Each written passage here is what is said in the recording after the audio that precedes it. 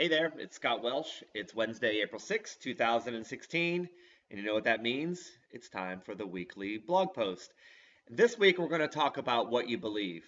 But before we get into that, I'm going to tell you a story. This is a story about one of my students, and I may have mentioned her before, but it bears repeating, and I'm going into more detail anyway. Several years ago, my student came to me with an impossible dream. She came to me and she wanted to go to a top university, meaning top ranked, top 5, top 10, top 15, top 20 in the country, and she wanted to turn pro. Now, what were the characteristics of this particular student? Well, she was about 5'1", generously, right? I always kidded her that she wasn't even 5 feet tall, but we never got the tape measure out, so I'm not sure. Let's say it's about 5'1". And she probably weighed about 100 pounds. I mean, she was tiny. Okay. Now, on top of that, what was her style? What could you have seen in this girl to say that she was a pro prospect or could play major Division I college tennis? Well, she lobbed a lot, right? She just kind of hit the ball high and soft down the middle a lot. Okay, that's when she was about 13 when she came to me, and that's what you would see. You watch this girl play, and that's what you would see on the court. Lob, lob, lob, lob, lob, right? That's not exactly the most impressive thing, right? When you look for a pro prospect, for example, I saw Maria Sharapova in her very first pro tournament. She was at the club where I worked, and I was tournament director for that particular tournament. So I saw Maria Sharapova in her very first pro tournament. She was 14 years old, about my height, um, tall, strong, lean. She had a whole group of advisors, coaches, agents, whatever. And she was a jerk. But anyway, um, it was easy to see why people were so enamored with Maria Sharapova because she had certain things, certain boxes that you would check off to think, this person's going to be a pro. My student, however, there's no way you would look at a 5 foot person hitting lobs and say that person's a pro, right? In fact, there are many local pros around town that would say, not necessarily to me, but to people that knew me, to parents, to, other parents that talked to me, to my students' parents. They would say, listen, this girl style, my girl style is never going to work, right? Big time tennis is for big time hitters and big time athletes, right? This style, this little bump and run style where she would lob it high and run after the ball as hard as she could. That's never going to work in Division 1. That's what everybody said.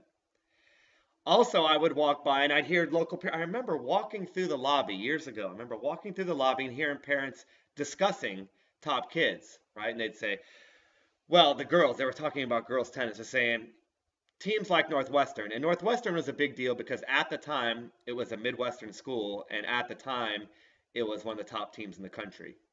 Literally one of the top 3 or 4 or 5 teams in the country. So they were talking about Northwestern, and Kate had expressed interest that she wanted to go there anyway, right?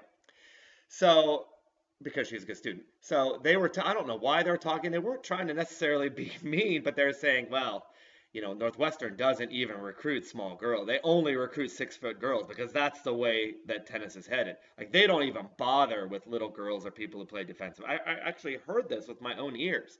Just people talking back and forth, having conversation. That's what everyone believed at that time, is that women's tennis specifically was not for anyone that wasn't about 6 feet tall and hit the heck out of the ball. And in fact, when my student took a visit to a local college, a local Division I college, which will remain nameless, she was told by that college, what's the point in going to Northwestern? They were top 5 in the country. What's the point in going there? Because she'll never even make the lineup, right? In college, the top 6 players play singles. They told her that if she went there, she would never even make the lineup, right? Yes, she had done some pretty amazing things in high school and in USTA tournaments, but her quote unquote luck was going to run out. She would be utterly and completely exposed as a fraudulent defensive nothing if she went to a big time school, right? So basically, the message to her from everywhere around her, except me, of course, just give up, you loser. I mean, just give up. Go to a small school and hit your little lobs and be done with it. Now, let's sidetrack into trading real quick, and we'll come back to that. Let's talk about a trading Superman, right? Not Superman versus Batman, but just a Superman, right? I was listening to a podcast a few weeks ago in an interview about this hedge fund manager, and it made me feel, how shall we say it, less than, right? I don't get really intimidated. I respect everyone, but nothing really enters my head. I have my own beliefs. I have my own work ethic. I have my own thoughts on what can be done. I don't really like tradition. I'm not really great with authority and people telling me what to do. So I, generally speaking, just make my own opinion. I just make my own opinion. I don't listen to what anyone else says. However, listening to this guy, I started feeling like, man, this trading world, I mean, you got to be something else to be a trader, right? Just for a split second, just a lightning flash of a second, I thought, man, what does it take to be a trader? And maybe that's not us, the regular people. Anyway, tell me how this makes you feel, okay? This fund manager in the interview showed a high aptitude at the age of 13, meaning highly intelligent, highly motivated. And at the age of 13, he started his own software company that made video games. Now, I've dealt with 13-year-olds for many, many years. Usually 13-year-olds are just silly kids. Obviously, this was not one. To start your own software company that made video games at 13, wow, okay? Then his company, by around the age of 16, he changed the company's name, had 30 employees, and had made over like 400 games. Like, this was a real company, right? He made money. Like, he had cash in his pocket as a high school teenager. He started his own company. Wow, again. Finally, when it came time to graduate, he closed the company. And what college did he attend? Well, Harvard. I mean, what would you expect, right? Of course, right? Super smart, super successful. He's a teenager, okay? Oh, how did he do at Harvard? Well, he graduated from Harvard magna cum laude, right? And then he had a BA in computational neuroscience. So he's a brain and behavior expert, right? He can tell you how your mind moves. In fact, he's an expert on how everyone's mind moves. In fact, he's an expert at how markets work. Think about that. If you're an expert in neuroscience, you're an expert in people's brains. You're an expert in groupthink and how a group of people think. If you're an expert at how groups of people think, aren't you an expert at charts and trading? Isn't trading just a bunch of people voting on a stock or a currency or a future? So basically, this guy is an expert at trading, right? Couldn't you make that? I mean, that's the assumption that I made. After Harvard, he then worked closely, intimately, with one of the most famous hedge fund traders of all time, right? So super smart, super successful, and now he's done all this stuff, academically brilliant, and now he's working with a very, very famous hedge fund. I won't say it, but you've heard of it, trust me. After getting experience with one of the most famous people trading on earth, he decided, well, it's time to open my own fund a few years later, which he now serves as president. I mean, it's a real fund, still trading. And his assets under management, AUM, has grown to almost $1 billion. Okay? So obviously, other people think he's brilliant, or think he's as brilliant as I think he is while listening to this, right? And he wasn't necessarily arrogant, but I just got this feeling, this humble bragging. I just felt like he was talking down to me, and he wasn't. He was actually being very charming. But I just started feeling, and maybe it's my own guilt, or maybe it's my own gasp insecurities. I don't think I'm an insecure person, but maybe that was it. But I just felt a little bit talked down to. I got borderline angry about it. I don't know. It really, really, really affected me. But at the same time, I was overwhelmed by this person's qualifications, right? But that's not all. I wasn't done. I asked a few personal questions, and not only has he done all this, he's an incredible musician. He's right. He plays currently in an orchestra. He's played Carnegie Hall. He's traveled all around. He is a big-time musician. So he's good at other things too. Oh, by the way, he's on the board of a nonprofit that provides music programs to needy children. So he's super nice, right? Music can be an important part of a kid's life. He recognizes that and actually does something about it. So he's super nice and super kind. Oh, and by the way, he saved the New York City Opera, allegedly when it went bankrupt, right? So he saved an opera. So he saved culture. Okay. Wow, wow, wow, wow, wow. So let me just summarize this real quick, okay? I don't know what your background is, but I know what my background is, and I know where I come from. And well, let's just say it's not this, right? This fund manager was, and I summarize, successful teenage entrepreneur, brilliant academically, expert in neuroscience, which means he's an expert in trading, basically, indirectly. He's had on-the-job training by one of the most famous managers in the world. He's in charge of hundreds of millions of dollars, so people trust him. He's a highly skilled musician, provider of education, and a savior of operas, right? I mean, what's the point for all of us to do anything? What's the point of me or you or anyone else? What's the point? If this is the competition, how do we ever match up? So basically, should we give up now or should we give up an hour from now? Like, should we get lunch first and then give up, right? It was inspirational. It was a little bit angering, and it was a little bit depressing. It was all of that wrapped into one, and it moved me to where I wanted to talk about it. But let's move on. After hearing all that, my question to you is, did you believe the hype? Because I did, right? I did. I definitely did. Here is a quote, and I copied this straight from the article from Business Insider in February 2016, this year, okay? Talking about this guy's fund. His fund has gone through some rocky periods in the last 5 years, though, slipping 16.7% in 2007, falling 22.39% in 2012, and falling 22% in 2012 according to HSBC performance data. And here's the kicker. Over the last 20 years, the fund has posted an annualized return of 6.17%. What? After going through all this, after feeling less than for however long it was that I was listening, that's what this was all about? 6%. 6% a year. That's what an expert at trading, musician, successful entrepreneur, brilliance, borderline genius, that's what all that gets you? 6%. 20 years of an average annualized return of 6.1%. What the? I mean, what? Right? If you recall, in a few posts ago, right, I showed what the most famous gurus do. Check this out at the bottom, right? This is the S&P 500. Do you see that on the screen? In the past 20 years, right? See that notation? In the past 20 years, the S&P 500 is 5.5% average. Okay? So think about this. You can sit in your pajamas eating ice cream bars, watching whatever you want, The Voice, I don't know, whatever you want to watch on TV all day long. You don't have to be an expert in neuroscience. You don't have to be an expert in anything. Put your money in an index fund with low cost, and you would be exactly the same, just about. Almost identical to this super trader, this super guy, this guy who does all this stuff, who's way better than me and who's way better than you.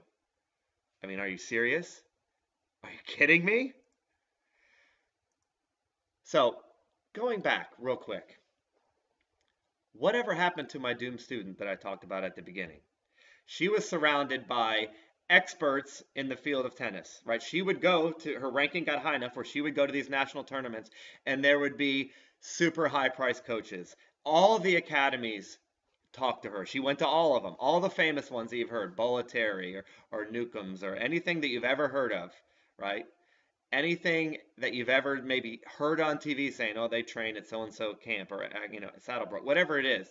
She went all those places, talked to all those coaches, and she believed in just little old me, right? I was a pretty good tennis player, but I didn't have all those fancy credentials. So she just went around. She saw all these girls with all these training, with all these coaches, with all these, I don't know, specimens, physical specimens. And yet, how did she end up? Despite the fact that everyone told her it would never work out, Well, as it turns out, she did go to Northwestern. And while she was there, she helped her team be ranked #1 in the nation. Okay?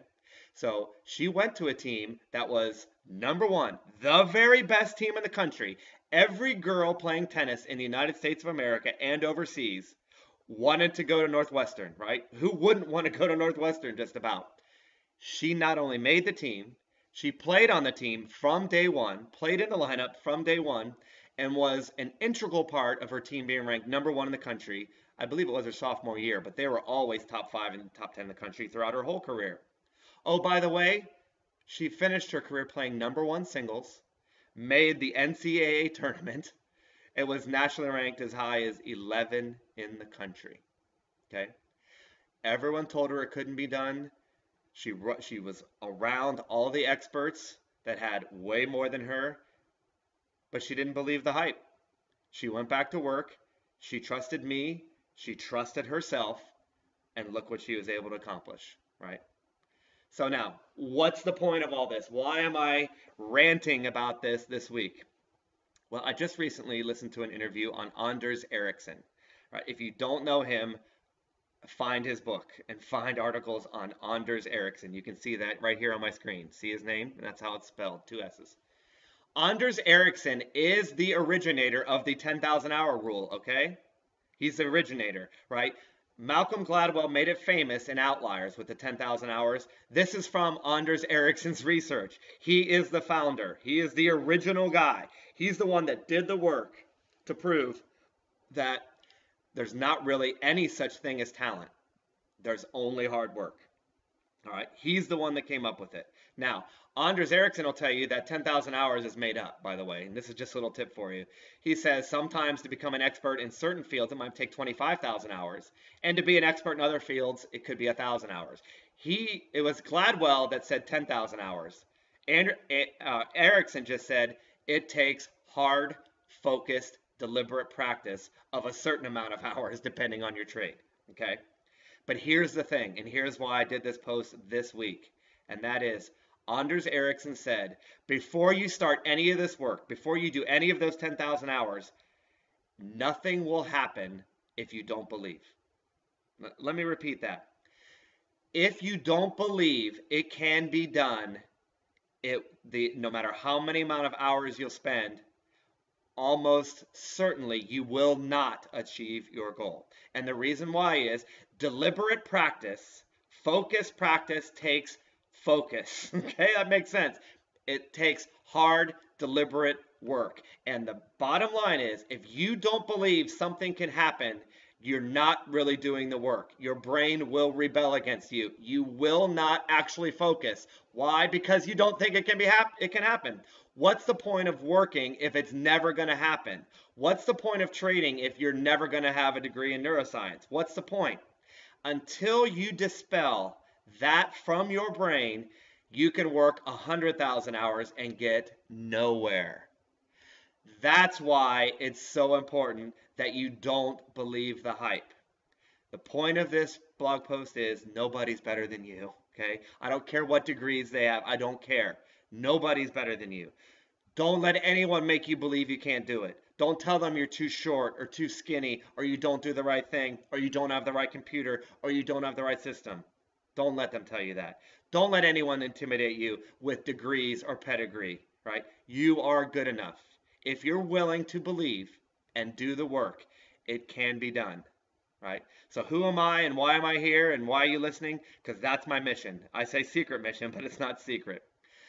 When I started in tennis as a 23-year-old, my one mission that I just kept to myself is to prove that no matter where you live, you can be among the best in the city, state, country, and get to the Pro Tour.